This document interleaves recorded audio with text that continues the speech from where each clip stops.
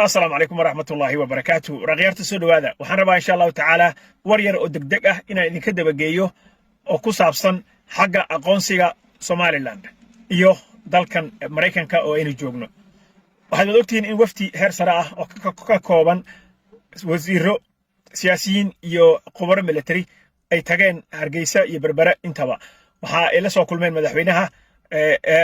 مدحوينها سومالي لاند عبد الرحمن عيرو يو madax kale oo ka socota dawladda Somaliland sidaas la mid ah waxa ay soo booqdeen berbera oo ay sheegeen in ay soo eegayeen meesha ay ku taalo nabadgelyo ahaanteeda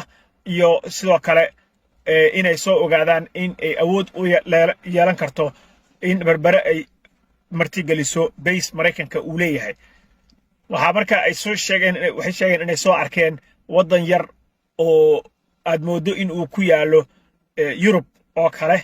inay soo arkeen bay sheegeen marka laga eego xagga amniga marka laga eego xagga habsamida ee dawladnimada iyo wax kasto oo ku saabsan hanaanka dawladnimo iyo ismaamulkaba marka nimanka odayaasha markay soo laabteen waxa hata soo ifbaxay marka House of Representative ama wakiilada aqalka hoose ee dalka Mareykanka in hata uu keenay nin oday ah bill uu keenay waa nin Republican ah bill buu keenay billkaas oo lagu aqoonsanayo Somaliland ilaa ay hadeer 10 qof oo kamid ah aqalka hoose oo dalka Mareykanka ayaa uu ka helay maaragtay taageero biilkaas waxaase intaba isku fuuqsaday senatorka weyn ee wada taqaanaan madaxweynaha u cararay hadda ka hor senator Ted Cruz oo isagana Texas laga soo doorto Republican kale ah ninka ayaa wuxuu ku nuuxnuuxsaday in Mareykanka iyo Somaliland ay wax badan wadaagaan waxa uu ku nuuxnuuxsaday in Somaliland ay maaragtay dhaqamo iyo waxyaabo Mareykanka uu support gareeyo oo ay kamid tahay dimuqraadiyadda oo ay kamid tahay amniga oo ay kamid tahay maaragtay dawlad wanaaga ay kaga duwan tahay Soomaaliya inteeda kale oo aysan la wadaagin burcadbadeednimada aysan la wadaagin nabadgelyo xumada iyo instability-ga rajabeelka in ay tahay xasilooni darrada marka wuxuu sheegay in isaga oo iyada oo la fiirinayo interestiga gaarka ah ee ay leedahay Somaliland aqoonsi loogu degdego Somaliland si buu yiri Mareykankana interestigiisi uu u helo of course isaga wuxuu sheegay in security-ga barwaaqada dalkan Mareykanka ay ku jirto in geeska Afrika ay ka helaan wadan ay aqoonsan yihiin oo ay si toos ah ula macaamilaan marka taasna waxa uu sheegay in strategically marka laga fiiriyo Somaliland ay tahay of course wuxuu acknowledge gareeyay oo uu sheegay in ay jirayaan waxyaabo loo baahan yahay in Soomaalida